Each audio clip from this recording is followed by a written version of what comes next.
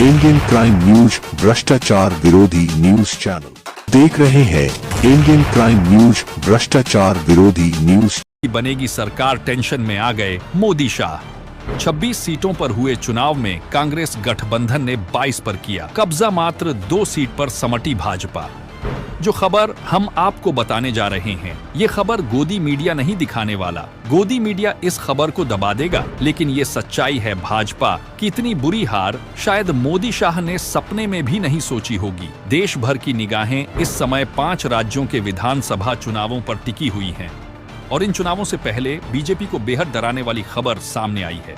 वैसे बीजेपी के लिए डराने वाली खबरें पिछले 1 साल से आ रही हैं।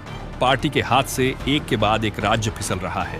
पहले हिमाचल की सत्ता हाथ से फिसली, फिर कर्नाटक हाथ से फिसल गया। जिन 5 राज्यों में चुनाव होना है, उसमें सिर्फ मध्य प्रदेश में बीजेपी की सरकार है, और ये सरकार भी मुश्किल में दिखाई दे रही है। चुनाव में मुकाबला बेहद कांटे का माना जा रहा है। तो 2 राज्यों राजस्थान और छत्तीसगढ़ में कांग्रेस की सरकार है, और यहाँ भी चुनावों में किसे बहुमत मिलेगा, इसका कोई भी दावा नहीं कर पा रहा है। मुकाबला बीजेपी और कांग्रेस के बीच ही है। लेकिन इन चुनावों से पहले एक और चुनावों पर देश भर की नजरें टिकी हुई थी, और वो चुनाव थे कारगिल में लद्दाख ऑटोनोमस हिल डेवलपमेंट काउंसिल यानी LHDC के, जिसके सभी नतीजे बीते रात घोषित कर दिए गए।